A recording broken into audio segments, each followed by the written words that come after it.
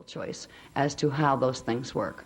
Once we come into the matrix and agree to do that, once we come into the time matrix and decide to be part of the space-time hologram, we've agreed to adopt those basic rules. So in that sense, we've given that part of our free will over to the privilege of having the experience in the time matrix.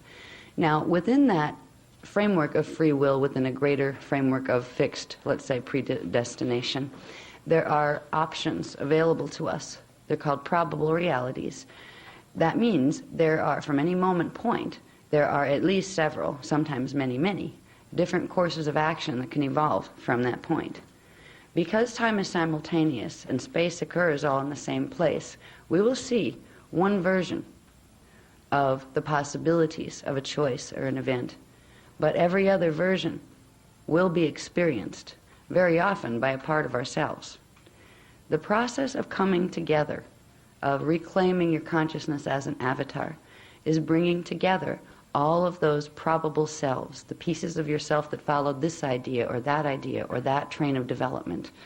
There are parts of ourselves now that are part of various different reality systems that are intimately connected to this one, probable versions of this space-time frame that have a probable version of history. The history that we have, that we're vibrationally connected to from our moment point, was created by a certain series of choices on a mass level, on a race level. It's called race karma, if you want to look at it that way. Race and planetary karma. There's also a galactic level of karma and a universal level of karma. Karma is really the accumulation of our choices. It determines what set of probabilities we as an individual will see. When we get home and are completely out of the matrix, we've experienced all of them because we pull all of our parts together. Now, within this field of probable action, probable choice, and probable realities, there is one version that contains all the others. It's called the heroic probability. In terms of a small self, you could look at it as the self that's going to be the one that accretes or pulls together all the others. It'll be the self that all the others will experience, let's say, their body death point or their body ascension point, and they will merge with the consciousness of the heroic probable self. There are probable selves for planets and for galaxies and for universes. So there are heroic selves for each of those levels. Right now, in our time continuum, we are encountering the heroic version of our planetary and galactic karmic or choice pattern. We are in the probability where something called the final conflict drama is beginning to unfold.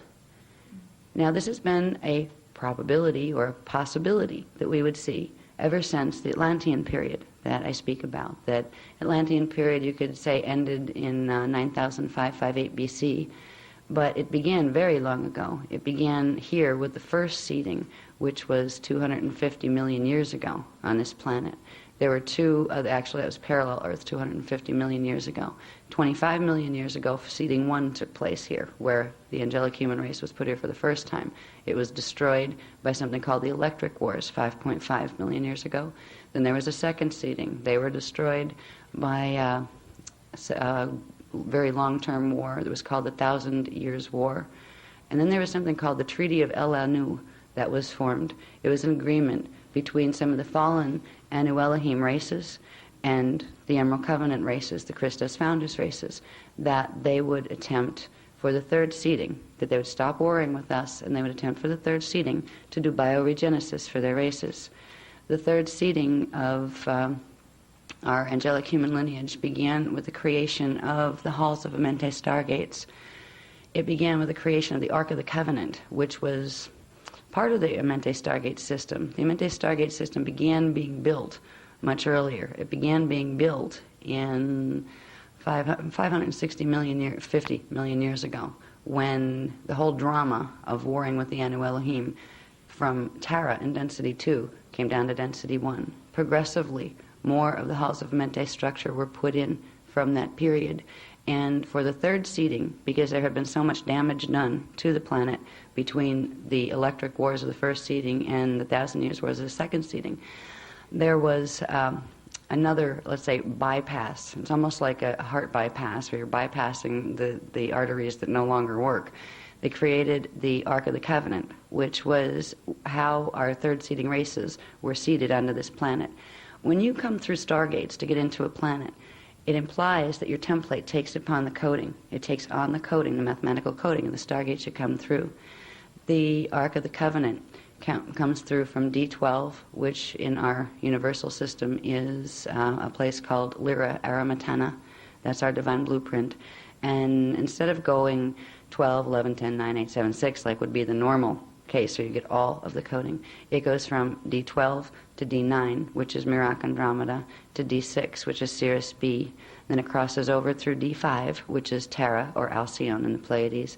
Then over to D4, which is our solar gate, and down into D3, which is the Earth gate. So we have the coding of the Ark of the Covenant contained within us.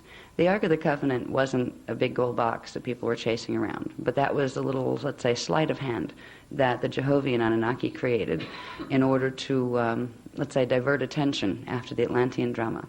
So any recollection of things like Ark of the Covenant would have other meanings, so the races would never remember. Now, we're in a probability where, because of a set of choices that have been made through Atlantis from the period of, let's say, 50,000 BC up to 9,558 BC, that put us on a course of action that got us nearer and nearer to the heroic probability. But the heroic probability had the greatest potential of fulfillment, because it had the potential for fulfillment of the divine blueprint of this planetary system and this galactic system after literally 250 billion years of warring and having this system ripped apart. So it held the greatest potential victory, but it also had the greatest potential intensity as far as what the drama would look like. It wasn't known until literally the year 2000 whether or not this drama would be fulfilled during this period of time. We could have taken another probable version and waited about 2,000 years before we had to finish this. And by then maybe the Anunnaki races and the Anu Elohim races and the Draconian races might have been more, let's say, matured. Doubtful, but it's possible. It would have given them 2,000 more years to decide whether they wanted to play fair and whether they wanted to end up on the Christos side of the time matrix when the matrices were separated from each other. In the year 2000, some wonderful things happened that changed and locked us into our heroic probability. When we were able to anchor D12 frequency here for the first time since 208,216 BC, the fact that we had the D12 frequency available meant that the final conflict drama, the stargates would open, which meant the final conflict drama would unfold. Now this drama is so large that from our perspective here, it can seem overwhelming at first. That's why they've given it to us in pieces. For the last 2 years, we've been getting pieces of the history so we could understand one piece and then see where that piece fit into the next. There's a very long history here that has to do with Metatronics, and it has to do with a being called Metatron, and it has to do with the Anu Elohim. If we can understand the place that we exist within right now without letting it freak us out, just overwhelm us to where we want to go hide and believe in anything except this because it's too big and too scary and too much in the drama to deal with. If we can just face it and say, boy, that's interesting, didn't teach that in high school. We can stay in our power during this. Right now, we're on a planet where most of the people are what we call sleepers. They're going to stay that way in this cycle. There's not enough time, and the drama has gone too far, too fast, for them to have time to sufficiently wake up and begin to understand these things. There are so many people that are absolutely addicted to dogmas because they've been told that's the way it is. Their generations before them have been told that's the way it is. They find their race identity through identifying themselves with any particular dogma. There are people in these regions that identify with the Olympian god dramas and all of that. There are the Christians that identify with the Christian dogmas. There are the Muslims that identify with the Muslim dramas, etc., etc., etc. If people could step beyond the dogmas and look for what the dogmas were originally intended to lead them toward, they would begin to look inside themselves. but their dogmas have taught them to be afraid of themselves. They've taught them that their God is outside and that they have to grovel in order to even get audience with that God. That's an illness. It's an illness, like a virus that was given. That virus takes a while to cure, just like a computer virus. You can't just push a button and it's gone. Sometimes you really have to heal that program before the virus goes away.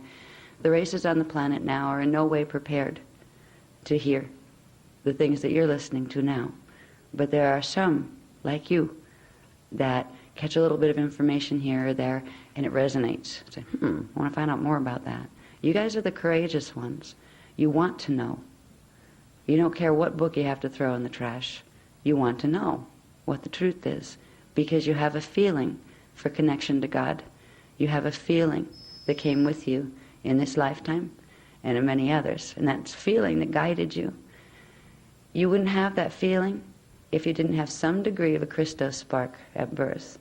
That means even if you started out as an Illuminati race person in one of the earlier dramas, you have managed to bring enough of the bioregenesis into the DNA where you have at least some of the 12 subharmonics and some of the strands, or you wouldn't relate to this material at all.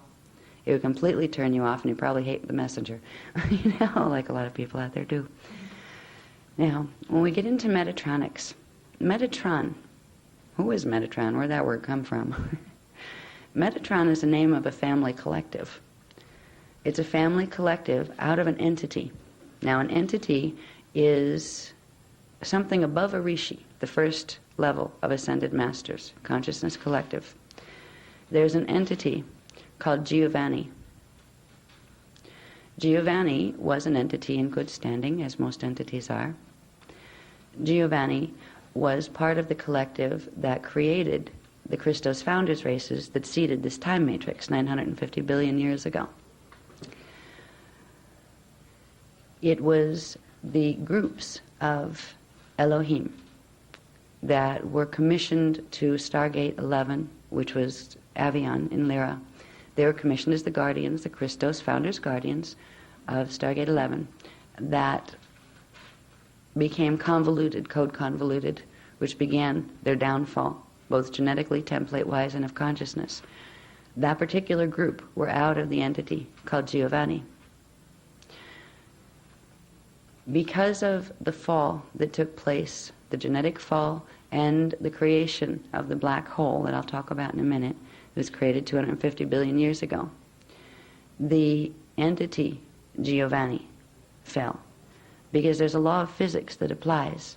If you are an ascended master being, you have your pieces up there, your parts of self stationed out of the time matrix. You send in X amount of energy of yourself into the matrix. If you sent in, and most don't, but on occasion, as an ascended master collective will send in more than a natural proportion of its energy into the matrix, say for a salvage mission. If the salvage team you sent in goes down too, it takes the whole collective down. So there was an entity that fell as a result of what took place 250 billion years ago. 250 billion years ago in Lyra, there was something called the, oh boy, what did that do? Somebody doesn't like. They're called the Lyran Elohim I Wars. just brought you to show you that. 250 billion years ago, an event took place in the Lyra star system, the cradle of Lyra, with the Christos founders races, the races from Stargate 11, the guardians of Avion Gate 11, and the guardians of Gate 10, which is Vega Lyra, began to war with each other because both of them suffered code convolution. The Omicron Draconian races, who were of the Seraphi Seraphim, were the Gate 10 guardians, and a particular group out of the Giovanni entity of Elohim were the guardians of Gate 11. Both of them were getting a bit out of hand as far as taking a free will concept and literally turning it in on itself and becoming authoritarian. Because free will and authoritarian dictatorship do not go hand in hand. They are in direct opposition. Both of them began to play that game with each other. And after a while of the D11 Elohim pushing the Draconians around, the Draconians managed to evolve in a certain way that they were a bit stronger. So they began to take back territory. They began to push back. And at this point, the Elohim commissioned High Council, which were the ones who were guardians, the Elohim, the Elohai Elohim, who were guardians of Gate 12, and they said, these guys are out of control. We want you to destroy them. And we said, excuse me, we don't destroy anybody. By the way, did you notice that you've been out of control for a while, too? Why don't we all sit down and figure out how we can help both of you heal? They didn't like that answer. They threatened High Council that if you don't destroy them, we'll destroy them. And not only that, we will destroy your gate and you as well, and we will take over the matrix. That was a very sick decision to make. It was a choice that was made because they had an idea. These were Creator God people. These were Elohim that knew just almost as much as the other Elohim. They knew that if Source could create using the template that we talked about yesterday in the Dance Floor programs, where you have 15 spheres, well, what if you took just 7?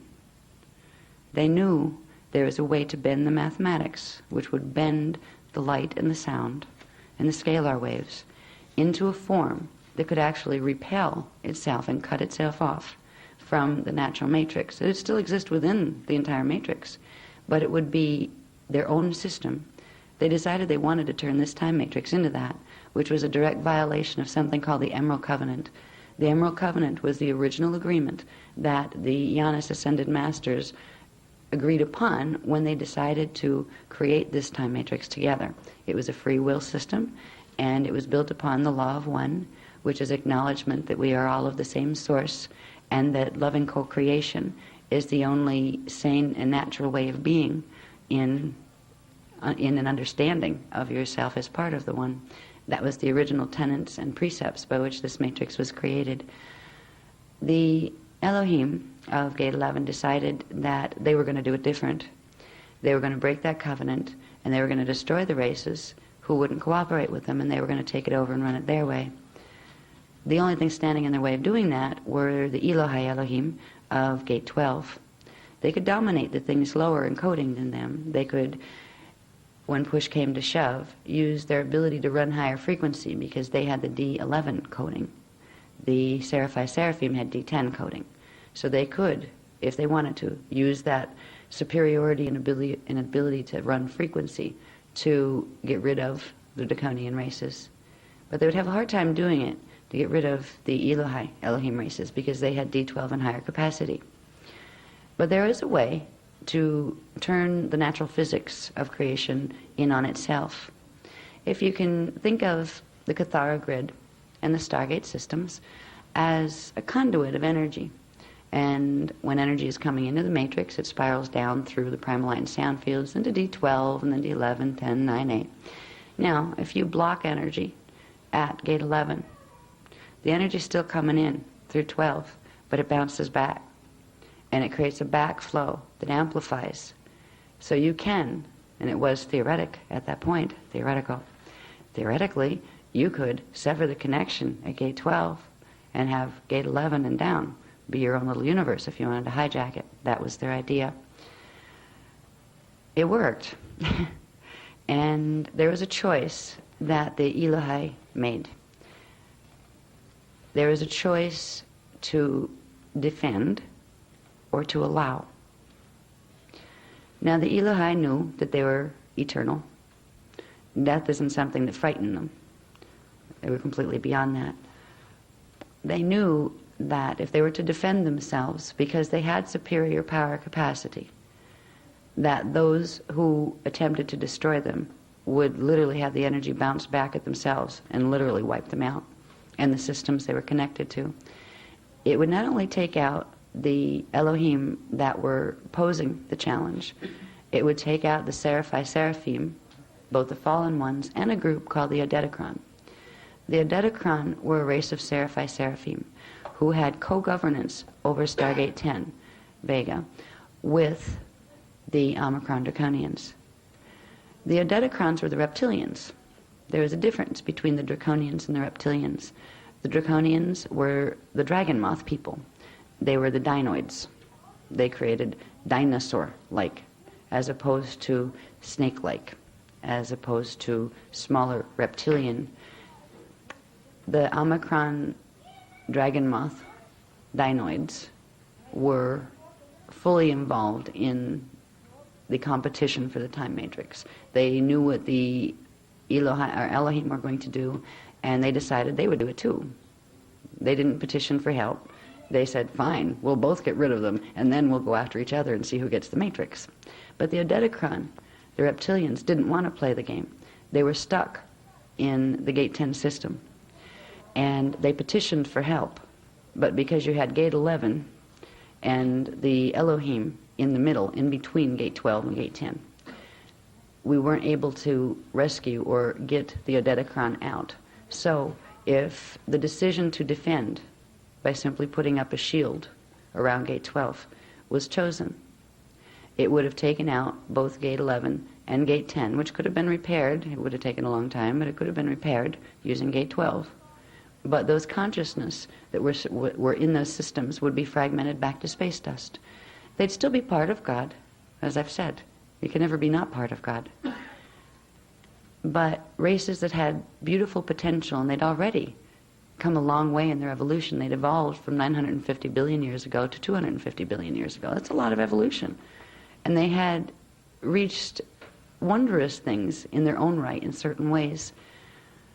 It was primarily because of the Odedicron, of the reptilians, that the founders chose to allow, knowing they were taking a burden onto themselves. But it was the only way that if they allowed it, they would slowly be able to heal it. They knew a black hole would be created if this were allowed. They tried to talk them out of it, but they didn't want to listen. The Elohim did not want to listen. Instead of defending themselves, they allowed the Elohim to back up Gate 11 and reverse it. And that created a backflow, and it literally shattered the divine blueprint and blew up the stargates in Lyra Aramitana. That would have to be reassembled later using the D13 and higher primal light fields to reset the pattern. It created a black hole system. That black hole system came to be known as Phantom Matrix. Phantom Matrix was originally a part of this time matrix. Phantom Matrix started with simply part of the D11 Avion gate and what was that planetary system or star system, and the D10 Vega Lyra system. But it grew much bigger than was ever intended. When the Phantom Matrix was created by the Anu Elohim, they came to call themselves the Anu Elohim. The Giovanni entity hadn't fully fallen. A portion of that entity had fallen. And because of that, it sent another portion of itself into the matrix to try to rescue the part of itself that had fallen. That was a risky thing to do because, again, it comes down to how much energy is on which side. Normally, an entity would put X amount of itself into the matrix at one time. Well, it already lost a big chunk of itself, so it put more of itself in. And there was a chance that was taken. If that part ended up getting distorted also and wasn't strong enough to pull the others back out, it would make more critical mass of reversed mess in the matrix than what the collective had itself, the Ascended Master Collective had itself. And that is what happened, but it happened in stages. When the original fall happened, the original sin, when Stargate 11 blew up 250 billion years ago and Phantom Matrix was created, there were precautionary things put in motion, knowing that it was going to occur. There was something called the Eye of Brahman that was created at D12.5. Now that was a little bit beyond the D12 Stargate. The Eye of Brahman was a polarization refraction lens that would allow the primal light fields from the natural to this time matrix to refract through and literally anchor into the Phantom Matrix, to hold it, to give it a structure so it could begin to restructure itself instead of going completely back to space dust. Because what happens when a black hole is created? A template is shattered like a crystal that's crushed with a hammer. It gets twisted, the energy gets twisted and reversed, But if it has any portion of its template that has enough frequency, it can begin to accrete again. What usually happens in a black hole system is it accretes like to like frequency, but it's missing pieces, and it isn't able to accrete functionally. So it accretes on a distorted template compared to its original mathematics. The Eye of Brahman was intended to allow the pattern of the natural template of this time matrix to be put back in to phantom matrix. So when it began to reaccrete itself and the consciousness began to pull itself together, it would still have, eventually, after it accreted enough, it would have access to getting plugged back in to its original divine blueprint. That was the original intention. So there was a lens, the first eye, the Eye of Brahman, created. And it was created by the Christos founders and the Yanis, ascended masters races, in order to give the beings that would be caught in the black hole system an opportunity to re-evolve instead of being, blown back to space dust. And again, it was done primarily because you had several innocent races, but primarily the Odedicron, who had been persecuted by the draconian races progressively more and more. There was no way they could get out of the system, and they had always been in good standing with the Christos founders races.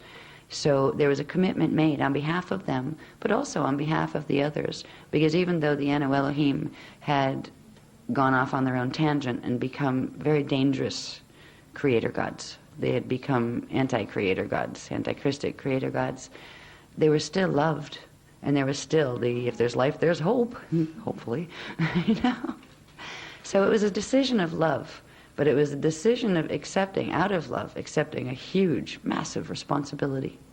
The responsibility of knowing how dangerous this healing experiment could be. Because if it went wrong, if it went bad, it could not only take down this whole matrix, but if it did, that would allow it to have enough frequency where it could begin to poke holes into other time matrices as well. It wasn't a decision that was made by a couple of people. It was a decision that was made through the Ascended Masters Yanis councils of various different time matrices that could be directly affected if it went wrong and if it went bad. There was a whole lot of them that didn't want it tried. But there was enough, and it came down to a vote. And it came down to some of the older time matrices that were much older than 950 billion years old, had been through something similar to this long time before, and didn't work. I said, okay, you guys have a good idea, sweet children. You really, really, really want to try it now. You've looked at what could happen. The outcome, if it's successful, we will look up to you because we tried a similar thing when a similar thing happened in our matrices, but it didn't work, and it created absolute havoc. We would have liked for it to work. So, because we would like to know where we went wrong, maybe you can do it better. And if you're willing to take responsibility, that means you don't get out of there. If it goes bad, you stay in there until you fix it, right? So it doesn't hurt anything else. So the creator gods, the Anu Elohim and the Seraphai Seraphim and the Brahmarama races that were the original three Christos founders races of this matrix, and their Yanis Ascendant Masters Collective said, yeah, we want to try. So the permission was given for us to try, and that's why the Eye of Brahman was allowed to be set up. So the phantom matrix wouldn't just go back into implosion within itself, because when a system goes into black hole and it begins to accrete, it will accrete to a certain point where it begins to literally pull energy from itself, because it pulls all its pieces together and it has nothing left to do but continue to pull. And it pulls itself into compaction, and it goes into what's called molecular compaction or atomic compaction, and it implodes on itself. It has to do with magnetic and electrical fields. So, by setting up the Eye of Brahman, there was an opportunity being made where the black hole would accrete, but at a certain point in its accretion, it would reach enough frequency in reverse that it could possibly be plugged in to the D13 primal light fields so it could be brought back around. It was a long shot, but it was worth a try, at least so we thought at the time. Well, when this occurred, one of the big heroes in the drama was going to be Giovanni. Giovanni wanted to make sure, because Giovanni felt responsible, because it was Giovanni's family that had created the fallen Anu Elohim. There's a particular collective of the Giovanni family, like a smaller family within a family, that was called Metatron. Metatron, at a certain point, became directly involved. Now, the Eye of Brahma was set up 250 billion years ago in preparation for, it was actually set up before they did the final blowing up of Stargate 12. That's when the decision to allow was given. Once the Stargate blew up, the Eye of Brahman activated, and it began to hold the Phantom Matrix from totally going into reversal, where it dropped so low in frequency that you couldn't plug into it anymore. And there was a degree of successful evolution between 250 billion years ago and 150 billion years ago. We got a lot of the Odetocron races out, and even some of the fallen Anu Elohim and fallen Draconian races were able to do bioregenesis and get back out into the natural matrix.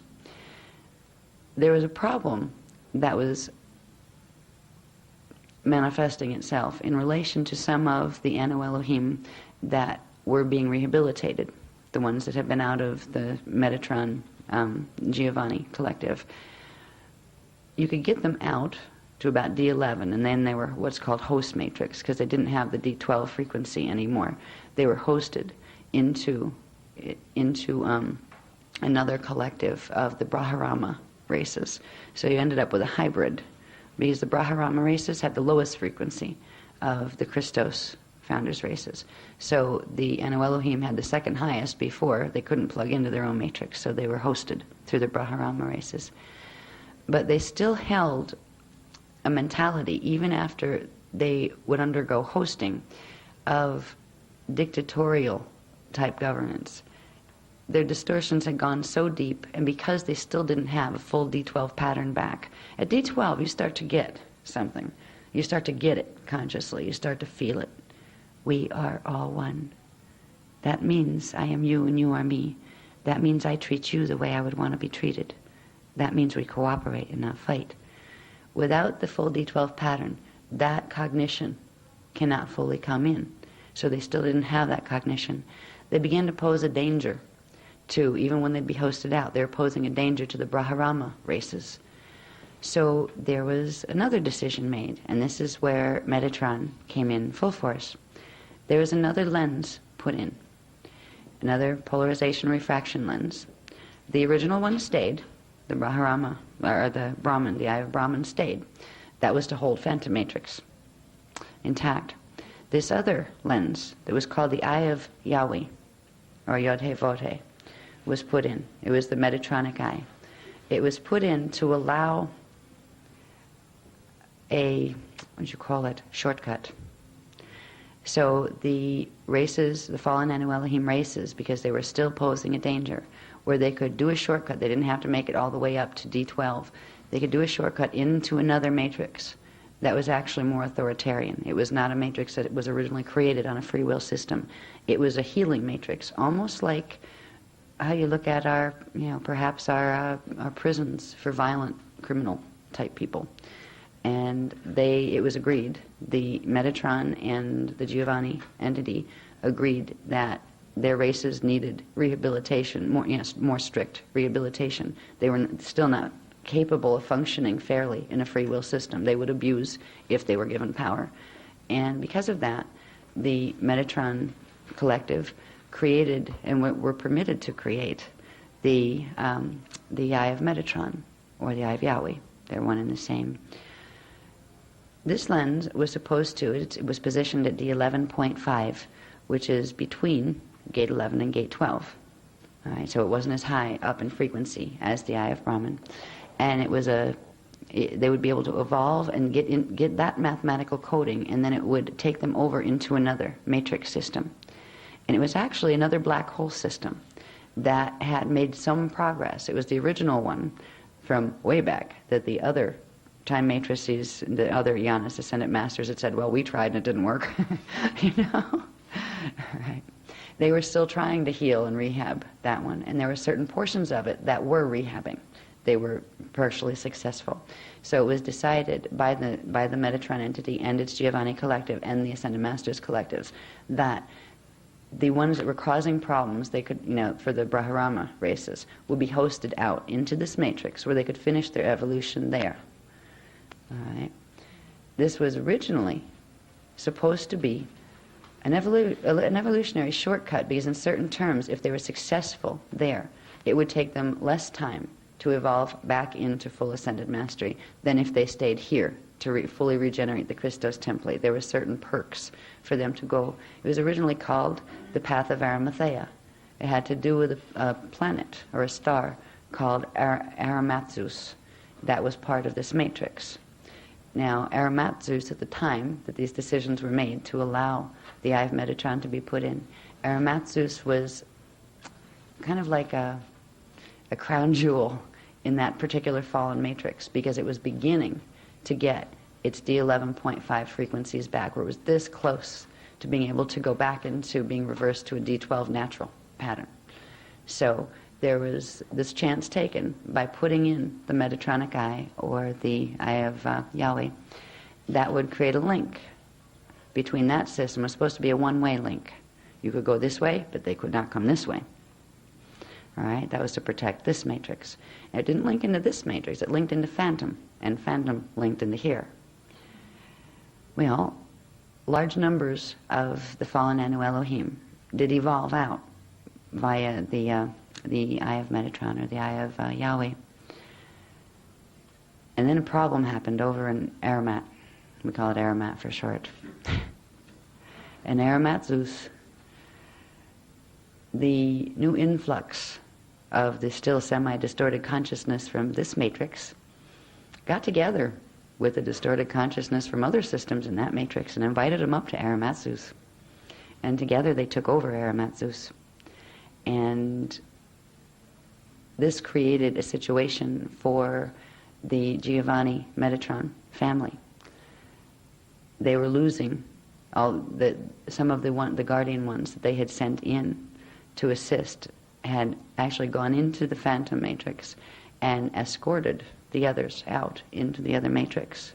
And when there were rebellions over in their system, it was called the Wisadek system, when there was rebellion in the Wisadek system, the guardian races sent by Metatron and sent by Giovanni were also overtaken, and their consciousness was entrapped. There are certain ways you can entrap a being in a body, and we'll get into this in a little bit. It has to do with creating an electrostatic body as opposed to an electrodynamic body. An electrodynamic body allows frequency to move freely through. An electrostatic body keeps it circulating, where it just circulates within itself and it blocks the currents. There were particular genetic experiments done, and also planetary grid experiments and galactic grid experiments done in the Wisadek matrix that created a situation where about 89% of the energy of Giovanni Metatron was literally put into reversal. And when that happens, it creates like a black hole pulling on the Ascendant Master Collective itself. And there was a choice made by that matrix to either sever its connection completely to those of itself that it had lost. What this meant was it was going to fall. One way or another, it was going to fall. Because if you can't hold enough frequency to stay in resonance with the primal light and sound fields, with the primal sound fields especially, where the Ascendant Master levels are, that means you're coming into the matrix whether you want to or not. All right, if you lose a certain percentage as an Ascended Master, if you lose a certain percentage of your consciousness because it's embodied in things that fall, they will pull you in. And the Metatron Giovanni Collective realized it was going to go in. It could have maintained itself at a D12 level and began its evolution from there. It would have had a big chore in its hands. It would have had to sever, first of all, its connection to its parts that were in the Wisadek matrix, and then it would have had to progressively accrete frequency until it could host out It would have to host out, and it would become kind of like a baby Ascended Master Collective again, instead of a very old-time collective. The collective made a decision, and it was the collective, the Metatron collective of the Giovanni collective. They made a decision that they would do their fall in a certain way. They started to have, you can almost look at it as a virus. The parts of themselves that had fallen were still in communication electronically with the collective. Now, the ones that were in the matrix didn't know it, but every little thought that the fallen ones felt, its Ascended Master Collective felt, and it began to take on the same attitudes. And one of the biggest and worst attitudes, and it's still a virus in this time matrix, is the attitude of blame. The Metatron entity, the Giovanni Metatron entity, decided to blame the other Ascended Master Collectives for its fall. It was reminded that it agreed to do this. It was the one that was gung-ho, going to save the matrix, going to pull all its cells out and all that. But it had enough of the influence of its fallen ones, that were 89% of its consciousness at this point, saying, it's somebody else's fault. It's your fault, so we're going to pay. That collective made a decision that it would use its knowledge of primal creation physics, and that it would take over the matrix, this matrix. That was originally what its fallen parts had wanted, and what it had tried to stop its fallen parts from doing. And there was a little problem when this decision was made, because there was the Eye of Yahweh, the Metatron Eye, that was completely under the governance of the Metatronic entity of Giovanni. The Giovanni entity, through the collective of Metatron, turned control of that polarization refraction lens over to the Wisadek collectives. And they were able to use that to display it. It was already tapped into the phantom matrix on this time matrix. They were able to create, by feeding energy off this time matrix and off phantom, they would pull energy from our time matrix, from the phantom matrix. They would use phantom matrix to pull it from here into their matrix. As long as they were able to feed off something else that had its life force connection to source, they wouldn't go into implosion. If the matrices were severed, they would go into implosion eventually. They'd get a few billion years of evolution out of it. But eventually they would be a deteriorating system. They would become extinct in terms of the race identity that they held. They would go back to source as units of consciousness. And that was unacceptable to them. Now, when the Metatron Collective made the decision to turn the Eye of Yahweh over to the Wisadek matrix, it had to be reprogrammed. The original program, mathematical scalar program of the Eye of Metatron, was compatible with this time matrix and with the phantom matrix and with source. It had the potentiality of regenerating into Christos. In order to do what they did by allowing creating the Eye of Metatron in a way, putting a program in that would allow it to actually reverse certain things so it could feed, instead of just being a conduit that could take some energy, which was supposed to be the collectives getting hosted over, it would be able to open it both ways, send energy in and pull energy out. In other words, send energy in as a carrier wave to drag more energy out than it was supposed to. In order to do this, the programming on the Eye of Metatron had to be changed. It had to be changed from its original base 12, base 15 compatible, and I mean base 12, base 15, the D12 Christos pattern, but built on those 15 spheres that we talked about yesterday in the basic structure, where you have a set of 7 and then another set of 7, and then that takes place within one. All right, so you have 15 spheres.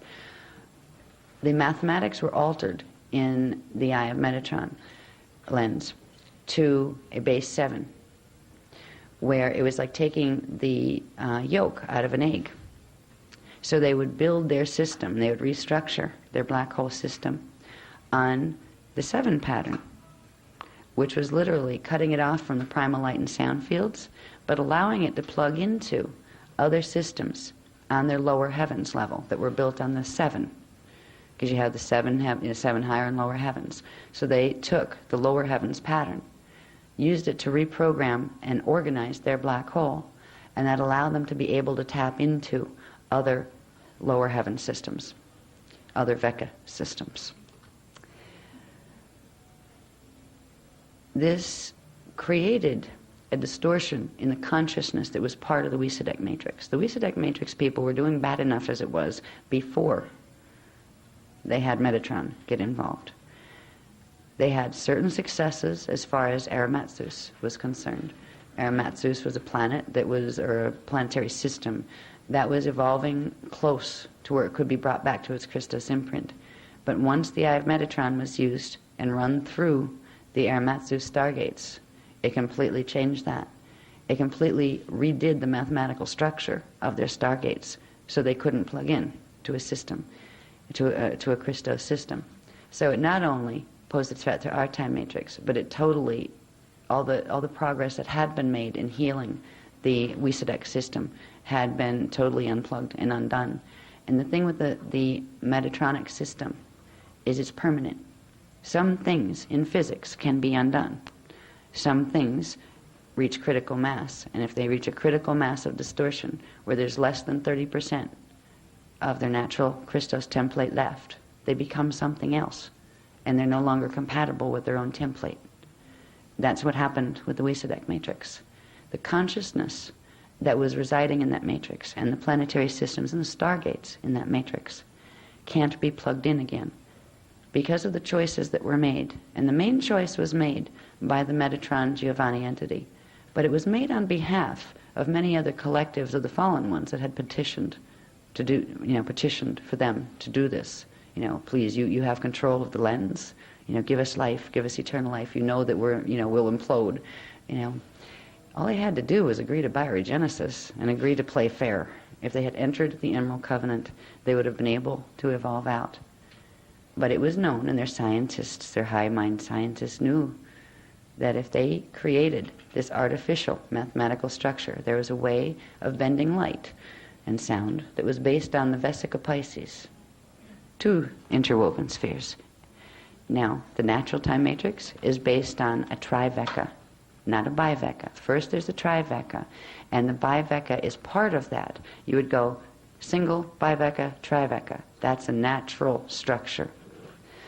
What they did was simply use the Eye of Metatron as their 0 point or their 1 point and build a double from there, a biveka from there. They created artificial light through this particular synthesis of mathematics.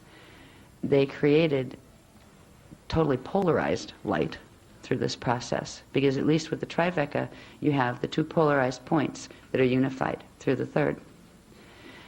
In their universe, everything is bipolar. It's like having a real bad chemical day, bipolar disorder. It's a whole universal system that's structured on bipolar disorder, which implies they have extremes of dramas. They have extreme highs and extreme lows, and they're constantly in that cycle. Now, the races that were in the Wysadek matrix at that time, they chose this. They wanted this, most of them, at least the creator gods, what they call themselves creator gods in that matrix, wanted it, because it would promise them one thing. As long as that Eye of Metatron was their vampire energy-sucking device, they would have eternal life. They would be immortal. They would have the closest thing they could get to ascension without having to cooperate. They could have got regular ascension if they just, decided to be nice and didn't want to play Masters of the Universe.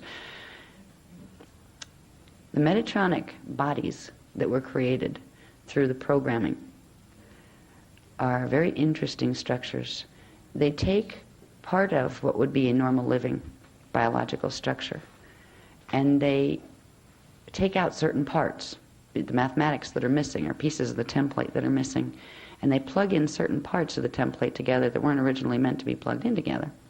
Completely destroys the entire template when it's fully done. There's not 30% left where you can do bioregenesis to plug it back into its natural divine blueprint. It creates an atrocity. It creates something other than what was originally created in the Christos vein, and it creates something that is not compatible with the mathematics or the scalar frequencies of the Christos divine blueprint. for this matrix or any other one. So in making a choice to be immortal, they made a choice to be finite, because their immortality is dependent on sucking energy from living things, living matrices. That's why they will go out of their way, and that's why at this point, we'll get into the drama more tomorrow, because I want to get into the history. So I want, by tomorrow, when we start to talk about what this means to us and why we need to know it today, I want you to understand, the history of where this comes from. But there were races of consciousness created, both of draconian, because some of the draconian races that were in Phantom decided they wanted to play. That sounds good. Yeah, we can be immortal. Yeah, we can be immortal without having to cooperate with them. Yeah, then we can fight with you. Right? There were a whole bunch of hybrid races created from the races of the fallen matrix. These began about 150 billion years ago. They started this connection with the Wisdom matrix. By 570 million years ago, it had become an absolute outrage. Because 570 million years ago, the races and collectives that had agreed to go into the Metatronic pattern, and Metatron wasn't being prejudiced at that point, the more we can get the better, so they would let any of them, if the Odetticron wanted to come out of Phantom, they'd take them over there. If the Omicron wanted, they'd take them over there. What they didn't tell them is when they got on the other side, they'd become assimilated, which means their consciousness would be repatterned. They call it thought adjusting. There are some programs out there right now that teach you how to meet your thought adjuster. We'll talk about those tomorrow. But they would literally assimilate the consciousness of the being that came over into the electrostatic bodies that they had created themselves through the Metatronic imprint. They ate them, energetically speaking. It wasn't eating with big teeth and ripping flesh. It was transmuting the flesh through a certain type of Merkaba. And once the consciousness was in Merkaba, bringing it over and assimilating it through the reverse Merkaba fields that they had created through the Metatronic reversals. The Metatronic program that allowed for this artificially sustained dead living system were reversals of portions, where you took portions of the natural divine blueprint and pulled pieces out, pulled frequencies out. What was a base 12 was reduced to a base 8, which meant there are 8 sub-frequency bands in every dimension instead of 12, and there were only 11 dimensions instead of 12. This structure, through this structure, this program, and then they take that structure and then they reverse the mathematical programming on it. That was the last step I wanted to explain there. So they take pieces out, make it a base 8, and reverse it. And then it would repel itself from the natural matrices. But it had the Metatronic eye, where it could siphon energy off other systems.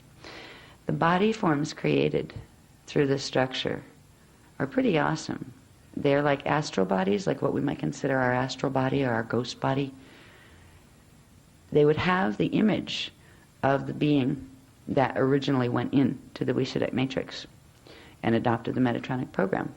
So let's say if you decided you wanted to go, you would be able to maintain yourself, but you'd be kind of like ghost-like.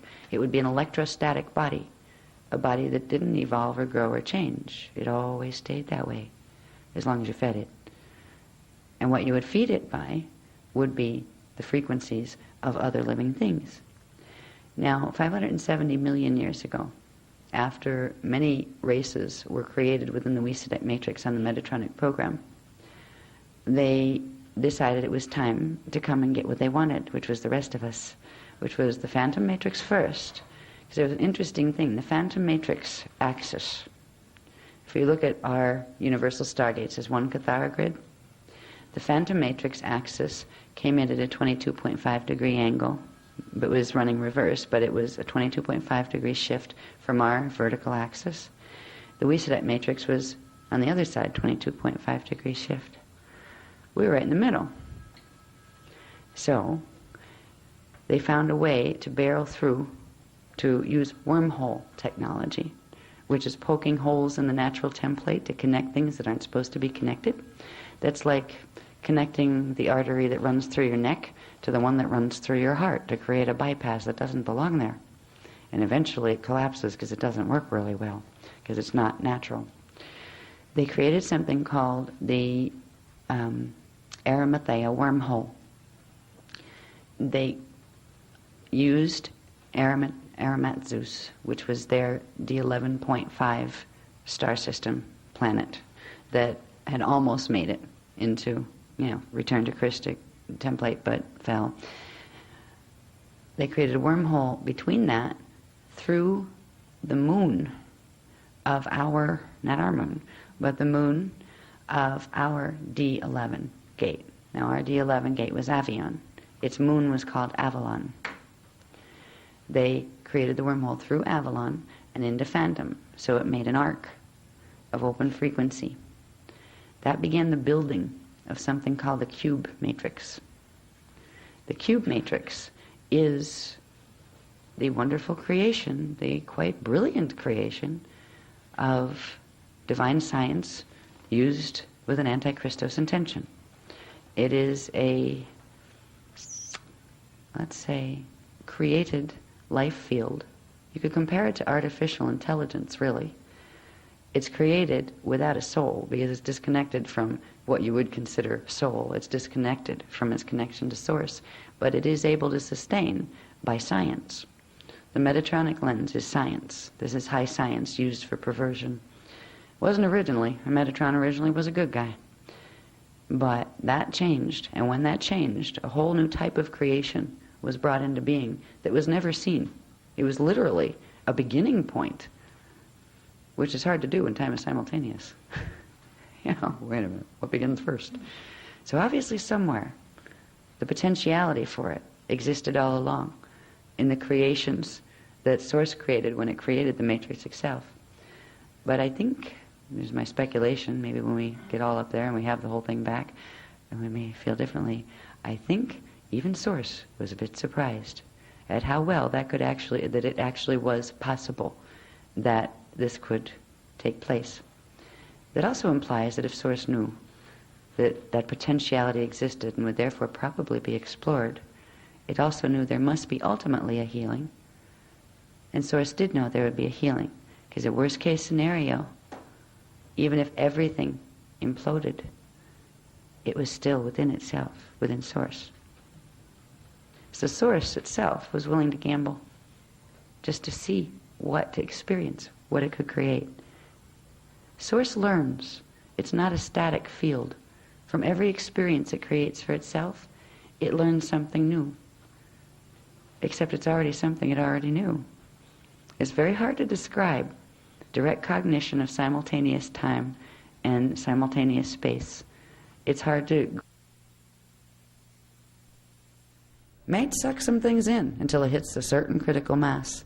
But at some point, the mechanics that were set in motion with the original creation will come in and reset the balance, where the fields begin to separate. The living field it's feeding off of will begin to pull away. The divine blueprint there will reset itself. And these are very long cosmic cycles when this resetting occurs. But there will always be a cosmic cycle of resetting of the divine blueprint. And that ensures that anything that became disharmonic, any black hole systems that were made, will be severed from the original matrix. That gets healed, and the other one has X amount of energy left, however much it managed to siphon, and it will have evolution until it expends its energy. And then it will implode upon itself, and it will become part of the particles, the particae, particae, and particum, that make up the dimensional fields. And what will happen then, once it's purged, is like a purification where it clears its own distortions by blowing itself apart. Those units of consciousness returned to innocence will then reassimilate into the original matrix from which they fell. But there will be no memory of the fall or of what they were. We're at a position right now where a cosmic cycle is coming to ending and a beginning. The Metatronic bodies are frightening things in a way, because the races that agreed to participate in order to have short-term immortality in exchange for eternal life, they sentenced themselves to that destiny the path of Arimathea that was originally intended as a path of evolution, a faster path of evolution back into Christendom, became the path of de-evolution. It became the path of the Metatronic imprint, which has no alternative but to return to source through implosion. Now, there are vast races there at this point, because the evolution has gone for so long. There are many, many races that originally started out as a handful of races of Draconian, Weesadek. Now, Weesadeks were the ones who originally weren't even part of this matrix. They had fallen from another collective and created that black hole system, that ours got hooked into. And the Anu Elohim. All of these races, there was just a small amount of them from the higher density fields, the higher dimensional fields, like D11, D10. Once they had made the Metatronic promise, and they had allowed their templates to be recoded, they created spawn. They created more of themselves. They, just like the creator gods, just like Source, created the Ascended Masters, and the Ascended Masters created the Rishi, and the Rishi created the Avatars and the Christos Founders races, and they created us down here.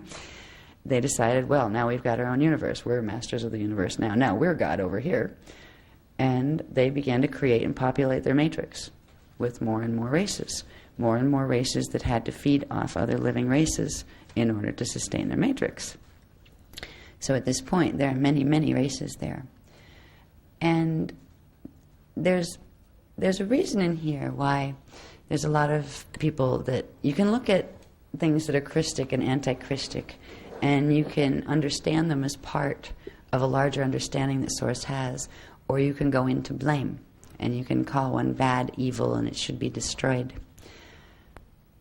Or you can understand what it's about and where it fits, and you can perhaps feel for the destiny it chose for itself.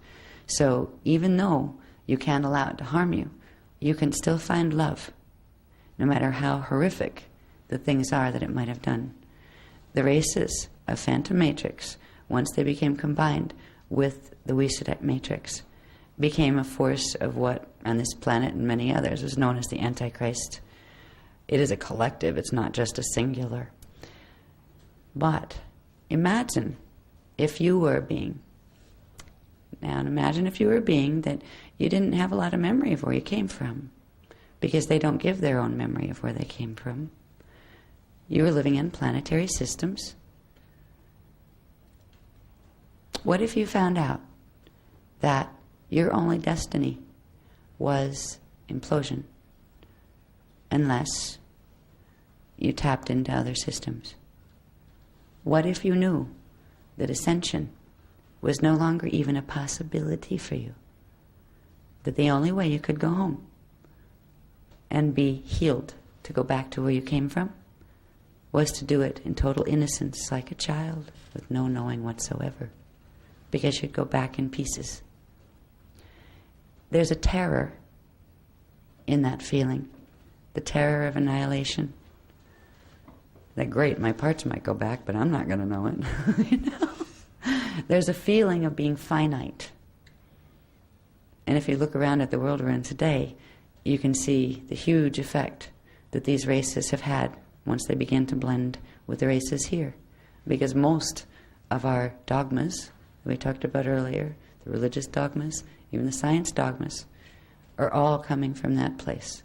They're all coming from a place where ascension really isn't an option. Survival of the fittest is one of the things that happens when a race realizes it's finite. And the only way it can sustain and not implode and not be blown back to space dust is to take energy from something else. It will. Unless it has enough D12, which it wouldn't be in that predicament if it did. If it had D12, it would realize, get it over with. Let me go back to space dust, because then I can get out of here. Then I can get free again. They can be free. It will be a long evolution for them, but they would go back into as the basic consciousness that forms the matrix they originally fell out of. And they would eventually be able to be renewed through new forms that would be created in that matrix. But they are living a reality where they're creator gods, and they have gods. There's a couple popular ones. One is called Jehovah. Another one is called Ahala. Gives you an idea of some of the gods here. There's another one called Brahma.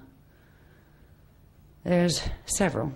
And these are like D11. They call them D11 dark avatars.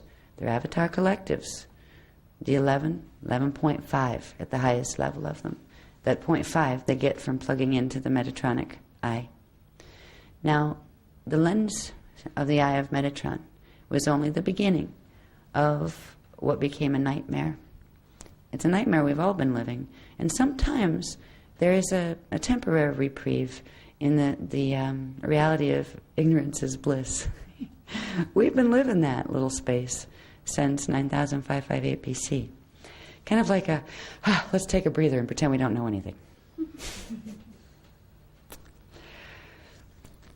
Since the 570 million years ago, since the Arimathea wormhole was created, a whole series of them were created to link through our gates into Phantom, to link the three together.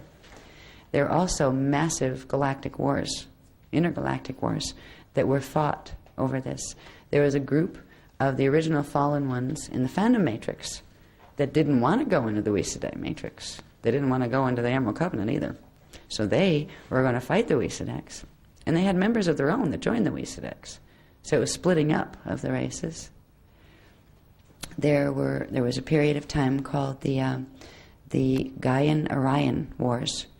And they took place 570 million years ago, right after the Arimathea wormhole was created, when there were massive wars fought in the Gaia system, which from here is Polaris, which is Earth's density 3 counterpart, and in the Orion system, where we have Stargate 8 in Mintaka Orion.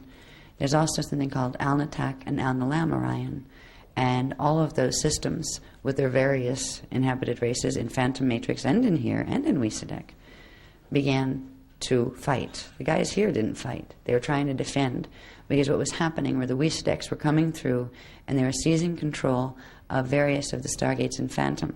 They attached Metatronic lenses to Stargate 8 in Phantom Matrix, and that was Alnitak. They attached it to Stargate 10 in Vega. They connected one of their planets to the part of Vega that had entered Phantom Matrix. They worked themselves down from 11. They had at 11.5. They had their Aramat planet. They connected that to the moon in D11, the Avalon moon in Phantom. They connected next, that was D11, 11.5, and they connected the 10 systems, and they put a Metatronic, they called them seed atoms. They put Metatronic seed atoms, which were a series of lenses, into D10 Phantom Vega. Now the Phantom the Phantom templates were created, a lot of them during the original fall, when Stargate 12 had been imploded through blocking Stargate 11. It had sent a portion into the Phantom imprint, which means reversal. It went into a reversed mathematical pattern, and they were all sustained by the Eye of Brahman that was put in. So, planetary system, dimensional system by dimensional system, the Weesadeks managed to create wormhole links through using this particular mathematics and crystal technology that were referred to as the Metatronic seed atoms, putting them in the stargates between Phantom and here. They linked through the halls of Amente before the halls of Amente were there. In fact, the halls of Amente were created later because of this. They were the natural stargates in our system. They began to seed them with the Metatronic atoms, which meant there is a bridge, that arc. They have their own Ark of the Covenant, and it's not a holy covenant either. They created arcs of frequency that would run from Weesadek Matrix through our stargates into Phantom. And eventually, what their ultimate goal was to do it all the way down from D11 all the way down to D1, link all the systems together, and then use the power to pull both of them into their matrix. So you could pull this time matrix down, literally break it off from its D12 connection at 11.5 at the Metatronic eye, and reverse its whole mathematical coding, and reverse phantom, and pull everything in them into the Metatronic imprint. That would be permanent if that were to happen. So of course the founders knew from the beginning that that was not going to be allowed to happen. There would be the sweep of the great cosmic cycle that would come through and open all of the highest gates and reset the D12 divine blueprint. What that would do would create a polarization wave that would separate anything that didn't belong in this divine blueprint originally and didn't have 30% of its original divine blueprint left because it had the Metatronic override, would be taken in to the Metatronic system. It wasn't a choice the founders made to cause harm to the ones in the Metatronic system. The Metatronic races blame the founders for this. They take no responsibility for the fact that they're the ones that created this darn blasphemy of science themselves. They sealed their own destiny when they created the Metatronic distortion.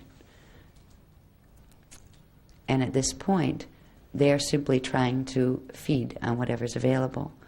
They've done an amazing thing. When I show you this one graph, it'll give you an idea of just the brilliance, the intelligence level. You can be really intelligent and really stupid at the same time. But the sophistication of intelligence or intellect that these beings have to be able to take science. They're not just moving bodies around, they're moving galaxies around.